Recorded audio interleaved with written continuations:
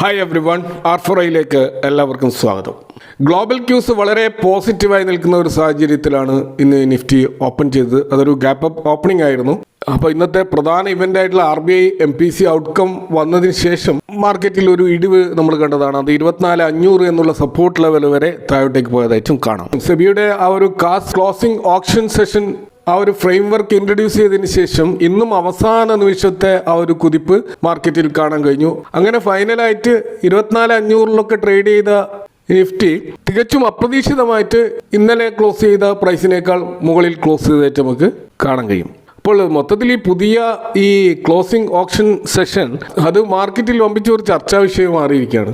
ഈ ഫ്രെയിം വർക്കിന്റെ ഡിസൈനിലോ അല്ലെങ്കിൽ അതിന്റെ ഉദ്ദേശത്തിലോ പ്രശ്നങ്ങളൊന്നും ഇല്ലെന്നും നിലവിൽ ഈ സംവിധാനം മാറ്റാനോ അവലോകനം ചെയ്യാനോ അല്ലെങ്കിൽ നിർത്തലാക്കാനോ യാതൊരു പ്ലാനും ഇല്ലെന്നാണ് സെബി ഇതുമായി ബന്ധപ്പെട്ട് പ്രതികരിച്ചിരിക്കുന്നത്. എങ്കിലും റീറ്റെയിൽ സാധാരണ ട്രേഡേഴ്സിനെ സംബന്ധിച്ചിടത്തോളം ഈ ഓപ്ഷൻ നടക്കുന്ന സമയത്ത് ആ ഒരു ലൈവ് ഓർഡർ ബുക്ക് പ്രതിഫലിപ്പിക്കുന്നതിലും അതുപോലെ ആ ഒരു മാച്ചിങ് പ്രക്രിയ നടക്കുന്നതുമായി ബന്ധപ്പെട്ട് ചില സിസ്റ്റങ്ങളിൽ വമ്പിച്ച കാലതാമസങ്ങൾ ഉണ്ടാകുന്നുണ്ട്. ഓപ്ഷൻ സമയത്ത് അൽഗരിതം മാച്ചിങ് കാരണം മാർക്കറ്റ് ക്ലോസ് ചെയ്യുന്ന അവസാന മിനിറ്റുകളിൽ തീരെ പ്രതീക്ഷിക്കാത്ത റേഞ്ചിലേക്ക് ക്ലോസിംഗ് വിലകൾ മാറുന്നു എന്നുള്ള ആ ഒരു പരാതി ഇപ്പോൾ നിലനിൽക്കുകയാണ്. അപ്പോൾ ഇന്ന് തന്നെ നമുക്ക് കാണാൻ കഴിയും 3 മണിക്ക് 24,500 എന്ന ലെവലിലാണ് നിഫ്റ്റി ട്രേഡ് ചെയ്തുകൊണ്ടേയിരുന്നത്. അപ്പോൾ 3 മുതൽ 3:15 വരെയുള്ള ആ ഒരു VWAP വിൻഡോ അത് ഫൈനലായിട്ട് 3:15 ക്ലോസ് ചെയ്തപ്പോൾ റെഫറൻസ് പ്രൈസ് വന്നത് 24,570 അപ്പോൾ അത് അപ്രതീക്ഷിതമായിട്ടുള്ള ഒരു കയറ്റമായിരുന്നു. അത് കഴിഞ്ഞിട്ട് പിന്നെ ഓപ്ഷൻ വിൻഡോ ഓപ്പൺ ചെയ്തിട്ട് അത് ക്ലോസ് ചെയ്ത സമയത്ത് നമുക്ക് കാണുന്ന ഫൈനലായിട്ടുള്ള നിഫ്റ്റിയുടെ ക്ലോസിംഗ് പ്രൈസ് 24,624 അതായത് 3 മണിക്ക് ശേഷം 124 പോയിന്റിന്റെ വമ്പിച്ച ഒരു സ്പൈക്കാണ് മൊത്തത്തിൽ നിഫ്റ്റിയിൽ ഉണ്ടായത്. അപ്പോൾ ഇത് കഴിഞ്ഞ 3 ദിവസങ്ങളുടെ തുടർച്ചയായിട്ട് നമ്മൾ കാണുന്ന ഒരു അൺയൂഷ്വൽ ആയിട്ടുള്ള ഒരു ക്ലോസിംഗ് പ്രൈസാണ്. അപ്പോൾ ഇവിടെ ടെക്നിക്കലായിട്ട് യാതൊരു പ്രശ്നങ്ങളും ഇല്ലെന്ന് സെബി ആണയിടുകയാണ്.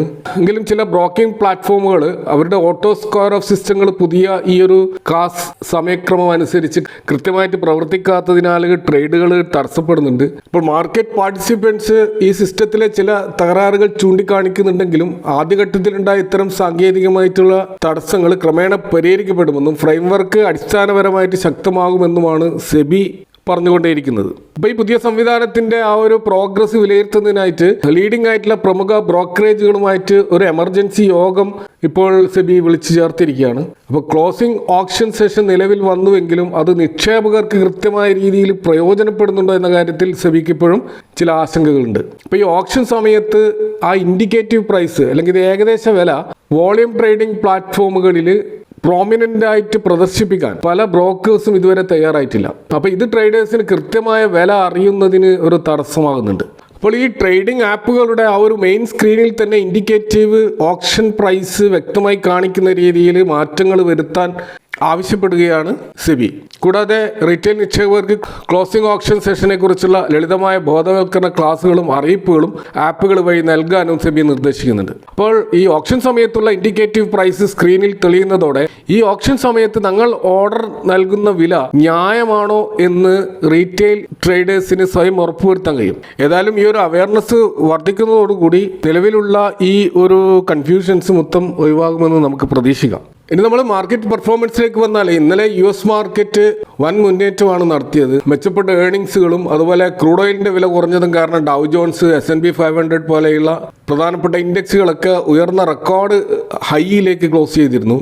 കൂടാതെ നാസ്ഡാക്കും വമ്പിച്ച കുതിപ്പോടെയാണ് ഇന്നലെ US മാർക്കറ്റിൽ ക്ലോസ് ചെയ്തത്. ഏഷ്യൻ ഇൻഡെക്സുകളും വൻ മുന്നേറ്റത്തിലാണ്. ജപ്പാൻ, കൊറിയ ഇൻഡെക്സുകളൊക്കെ 3% മുന്നേറ്റം കാണിക്കുകയുണ്ടായി. അപ്പോൾ മൊത്തത്തിൽ ഗ്ലോബൽ ക്യൂസ് ഇംപ്രൂവ് ആകാനുള്ള ഒരു പ്രധാനപ്പെട്ട കാരണം ഈ US-ഉം ഇറാനും തമ്മിൽ ഒരു ഡീലിലേക്ക് പോകുന്നുണ്ട് എന്നുള്ള ഒരു റിപ്പോർട്ടുകൾ പുറത്തു വന്നതോടെയാണ്. ബ്രന്റ് ക്രൂഡ് 78 എന്ന നിലവാരത്തിലേക്ക് 80-ൽ താഴെ പോയത് വലിയ ആശ്വാസമായിട്ടാണ് മാർക്കറ്റ് കണ്ടത്.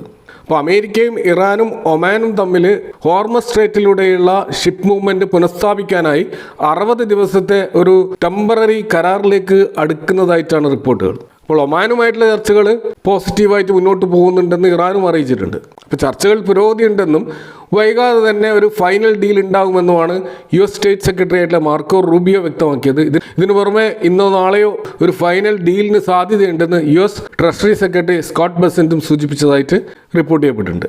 അപ്പോൾ പുതിയ നിർദ്ദേശം അനുസരിച്ചിട്ട് പേർഷ്യൻ ഗൾഫിലേക്ക് പ്രവേശിക്കുന്ന കപ്പലുകൾ ഇറാന്റെ നിയന്ത്രണത്തിലും ഗൾഫിൽ നിന്ന് പുറത്തു കടക്കുന്ന കപ്പലുകൾ ഒമാൻ നിയന്ത്രിക്കുന്ന സൗത്ത് റൂട്ടിലൂടെയും സഞ്ചരിക്കാനാണ് ധാരണയായിട്ടുള്ളത്. അപ്പോൾ ഇറാൻ പോർട്ടുകൾക്ക് മേലെയുള്ള അമേരിക്കയുടെ സാങ്ഷൻസ് പിൻവലിക്കണമെന്നുള്ള വ്യവസ്ഥയും അതുപോലെ ഷിപ്പുകളിൽ നിന്നുള്ള ടോളുമായി ബന്ധപ്പെട്ട തർക്കങ്ങൾ ഈ കരാറിലൂടെ പരിഹരിക്കപ്പെടുമെന്നും പൊതുവെ പ്രതീക്ഷിക്കുന്നുണ്ട്. എന്നാൽ ഇതിനൊക്കെ ശേഷം ഇപ്പോൾ നമ്മൾ കാണുന്നത് യമൻ്റെ കോസ്റ്റൽ സൈഡിൽ വീണ്ടും ആക്രമണങ്ങൾ നടന്നതായിട്ടും സൗദി കപ്പലുകൾക്ക് നേരെ ആക്രമണം ഉണ്ടായതായിട്ടും ഒക്കെ റിപ്പോർട്ട് ചെയ്യപ്പെട്ടിട്ടുണ്ട്. അതിൻ്റെ അടിസ്ഥാനത്തിൽ ക്രൂഡ് ഓയിൽ വില വീണ്ടും 80 മുകളിലേക്ക് വന്നതായിട്ട് നമുക്ക് കാണാൻ കഴിയും. അപ്പോൾ പൂർണ്ണമായിട്ടും സംഘർഷം ആയിട്ടില്ലെങ്കിലും കൂടുതൽ പോസിറ്റീവായിട്ടുള്ള ഒരു ഡീലിലേക്ക് പോകുന്നുണ്ട് എന്നുള്ളത് മൊത്തത്തിൽ ഗ്ലോബൽ ക്യൂസ് ഇമ്പ്രൂവ് ആവാൻ കാരണമായിട്ടുണ്ട്. അപ്പോൾ ഇന്ന് നമ്മളെ മാർക്കറ്റിൽ ഇൻഡെക്സ് ലെവലിൽ ലാർജ് ക്യാപ്പിലൊക്കെ വളറ്റിലിറ്റി ആണെങ്കിലും സ്മോൾ ക്യാപ് സ്റ്റോക്കുകളിൽ വമ്പിച്ച മുന്നേറ്റം നടന്നതായിട്ട് കാണാം. ഇന്ന് മൊത്തത്തിൽ 52% സ്റ്റോക്കുകൾ മാർക്കറ്റിൽ അഡ്വാൻസ് ചെയ്തപ്പോൾ 42% സ്റ്റോക്കുകൾ മാത്രമാണ് ഡിക്ലൈൻ ചെയ്തത്. അപ്പോൾ ഈ സ്മോൾ ക്യാപ് 250 ഇൻഡെക്സിൻ്റെ കറണ്ട് ലെവൽ നമ്മൾ നോക്കിക്കഴിഞ്ഞാൽ 18,322 എന്ന വാല്യൂ ആണ് നമ്മൾ കാണുക. ഇതിൻ്റെ ഓൾ ടൈം ഹൈ ആയിട്ടുള്ള 18,367 തൊട്ടടുത്താണ് ഇപ്പോൾ നിഫ്റ്റി സ്മോൾ ക്യാപ് 250 ഇൻഡെക്സ് നിൽക്കുന്നത്. അപ്പോൾ ശക്തമായ മുന്നേറ്റമാണ് സ്മോൾ ക്യാപ് സ്റ്റോക്കുകൾ നടക്കുന്നത്. അപ്പോൾ നമ്മൾ നിഫ്റ്റി 50യുടെ കഴിഞ്ഞ 3 മാസത്തെ റിട്ടേൺ 2% ആണെങ്കിൽ ഈ സ്മോൾ ക്യാപ് 250യുടെ റിട്ടേൺ 8%. കൂടാതെ നമ്മൾ PE റേഷ്യോ നോക്കിക്കഴിഞ്ഞാൽ മൊത്തത്തിലുള്ള ഈ 250 സ്മോൾ ക്യാപ് ഇൻഡെക്സിൻ്റെ ഒരു PE ഇപ്പോൾ 34.6 എന്നുള്ള ഹൈ ലെവലിൽ എത്തിയിരിക്കുകയാണ്. മീഡിയൻ PE 29.9 അപ്പോൾ ഓവർ വാല്യൂഡ് ആയിട്ടുള്ള പൊസിഷനിലാണ് സ്മോൾ ക്യാപ് സ്റ്റോക്കുകൾ ഇപ്പോൾ നിൽക്കുന്നത്. അതുകൊണ്ട് തന്നെ വളരെ ഡേഞ്ചറസ് ആയിട്ടുള്ള ഒരു ലെവലിലാണ്. ആ ഓൾ ടൈം ഹൈ ക്രിയേറ്റ് ചെയ്യുന്നതോടെ നമ്മൾ തീർച്ചയായിട്ടും വളരെ കോഷ്യസ് ആയിട്ട് നിൽക്കേണ്ട ഒരു രീതിയിലാണ് സ്മോൾ ക്യാപ്പിൻ്റെ വളർച്ച ഇപ്പോൾ കാണുന്നത്. അതുപോലെ മെറ്റൽ സെക്ടറിൽ ഇന്നലെയൊക്കെ ഉണ്ടായ റാലി ഇന്നും തുടരുന്നതായിട്ട് കാണാം. ഇപ്പോൾ മെറ്റൽ സെക്ടറിൽ മൊത്തത്തിൽ പ്രീഷ്യസ് മെറ്റൽസ് ആയാലും അല്ലാത്ത മെറ്റൽസ് ആയാലും വമ്പിച്ച മുന്നേറ്റമാണ് കാണുന്നത്. ഇപ്പോൾ ഗോൾഡിൽ 2% മുന്നേറ്റവും സിൽവറിൽ 3% മുന്നേറ്റവും ഉണ്ടായി. കൂടാതെ platinum, iron ore, steel, aluminium, zinc ഇങ്ങനെയുള്ള പ്രധാനപ്പെട്ട ബേസ് മെറ്റൽസിലൊക്കെ ഒരു മുന്നേറ്റം മൊത്തത്തിൽ ഗ്ലോബൽ ലെവലിൽ ഉണ്ടായിട്ടുണ്ട്. അതിൻ്റെ ഒരു ഇമ്പാക്റ്റ് ആണ് ഇപ്പോൾ മെറ്റൽ സ്റ്റോക്കുകളിലും നമ്മൾ കാണുന്നത്. ഇന്ന് നമ്മൾ ഇന്നത്തെ പ്രധാനപ്പെട്ട ഇവൻ്റ് ആയിട്ടുള്ള RBIയുടെ MPC മീറ്റിംഗുമായി ബന്ധപ്പെട്ട പുറത്തു വന്നിട്ടുള്ള ഹൈലൈറ്റുകൾ നോക്കുകയാണെങ്കിൽ അപ്പോൾ റിപ്പോ നിരക്ക് 5.25 എന്ന ലെവലിൽ മാറ്റമില്ലാതെ നിലനിർത്തിയതായിട്ടാണ് കാണുന്നത്. അത് യാതൊരുവിധ വിയോജിപ്പുമില്ലാതെ എല്ലാ മെമ്പേഴ്സും ഒരേപോലെ അംഗീകരിച്ച ഒരു റേറ്റ് ആണെന്നാണ് സഞ്ജയ് മൽഹോത്രയുടെ കമൻട്രിയിൽ നിന്നും വ്യക്തമായത്. കൂടാതെ പോളിസി സ്റ്റാൻസ് ന്യൂട്രൽ എന്ന നിലപാടിൽ തുടരുകയാണ്. അതായത് റേറ്റ് കൂട്ടുമെന്നോ റേറ്റ് കുറക്കുമെന്നോ ഒന്നും പറയാതെ സാഹചര്യങ്ങൾക്കനുസരിച്ച് തീരുമാനമെടുക്കുക എന്ന ഒരു ലെവലിലായിരിക്കും RBI ഉണ്ടാവുക. അതുപോലെ ബാങ്കുകളുടെ ഈ സ്റ്റാൻഡിംഗ് ഡെപ്പോസിറ്റ് ഫെസിലിറ്റിയിലോ അതുപോലെ മാർജിനൽ സ്റ്റാൻഡിംഗ് ഫെസിലിറ്റിയിലോ യാതൊരു മാറ്റവുമില്ലാതെ അതേ റേറ്റ് തുടരുകയാണ്. അതുപോലെ ഇന്ത്യയുടെ GDP വളർച്ചയുടെ ആ ഒരു ഗ്രോത്ത് പ്രൊജക്ഷൻ അത് 6.6 നിന്നും 6.7 ആയിട്ട് ഉയർത്തിയിട്ടുണ്ട്.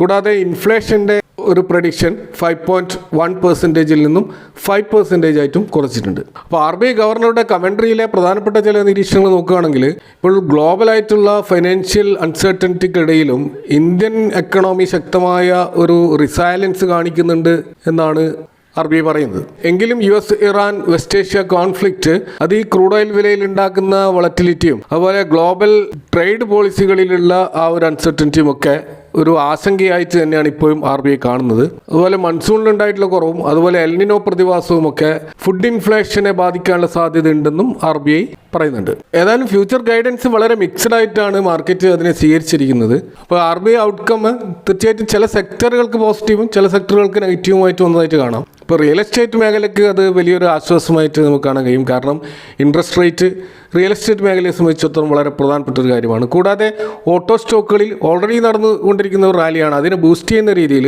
ഇപ്പോൾ ഈ ഇൻട്രസ്റ്റ് റേറ്റ് മാറ്റമില്ലാതെ തുടരുന്നത് തീർച്ചയായിട്ടും അത് ഓട്ടോ സെയിൽസിന് വലിയ സഹായകരമാകും എന്ന അടിസ്ഥാനത്തിലുള്ള ഒരു ഉയർച്ച ഓട്ടോ സ്റ്റോക്കുകൾ നമുക്കിന്ന് കാണാൻ കഴിയും. എന്നാൽ അവിടെ കാര്യമായ പ്രശ്നങ്ങൾ ഉണ്ടാക്കിയിട്ടുള്ളത് പ്രൈവറ്റ് ബാങ്കുകൾക്കാണ്.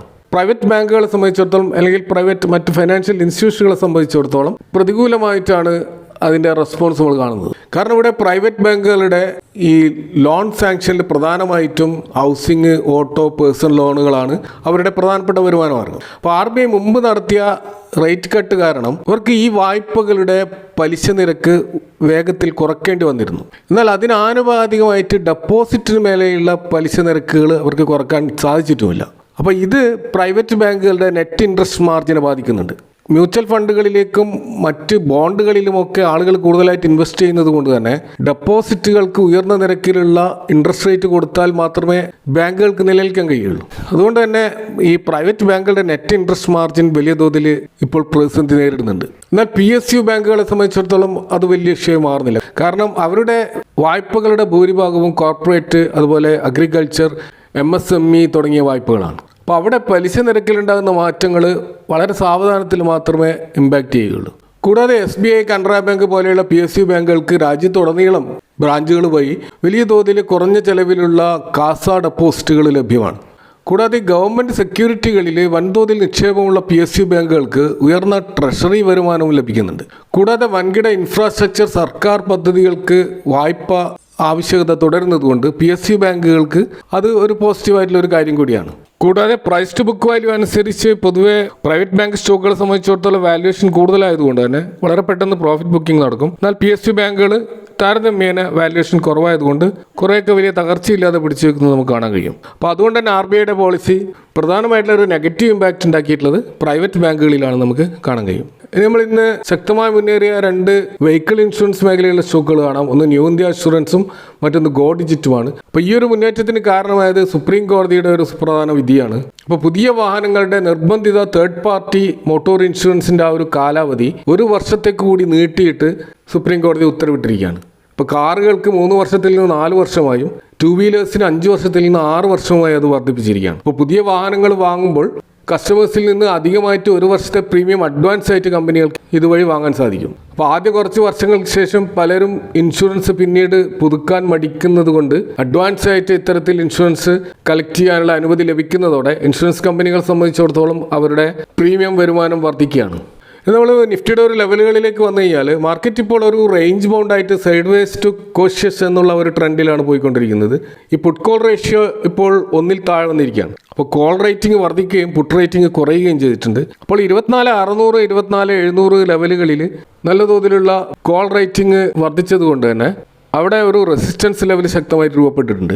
എന്നാൽ സപ്പോർട്ട് സൈഡിൽ 24,500, 550 ലെവലുകൾ സ്ട്രോങ് സപ്പോർട്ടായിട്ട് തന്നെ നിൽക്കുകയാണ്. അപ്പോൾ ഈ ഒരു റേഞ്ചിലാണ് മാർക്കറ്റിൻ്റെ ഒരു പ്രകടനം നമ്മൾ കാണുന്നത്. ഏതായാലും ഇന്നോ നാളെയോ പ്രതീക്ഷിക്കുന്ന ആ ഒരു ഹോർമസ് ഡീല് നടക്കുകയാണെങ്കിൽ ഒരുപക്ഷെ മാർക്കറ്റിൻ്റെ ഈ ഒരു ഔട്ട്ലുക്ക് മാറാനുള്ള ഒരു സാധ്യതയാണ് പൊതുവെ കാണുന്നത്. അപ്പോൾ ഇതൊക്കെയാണ് ഇന്നത്തെ മാർക്കറ്റുമായി ബന്ധപ്പെട്ട നിങ്ങളെ ഷെയർ ചെയ്യാനുള്ളത്. ഈ വിഷയങ്ങളുമായി ബന്ധപ്പെട്ട നിങ്ങളുടെ അഭിപ്രായങ്ങളും കമൻറ്റുകൾ അറിയിക്കുക. Thank for watching. See you next time with another video.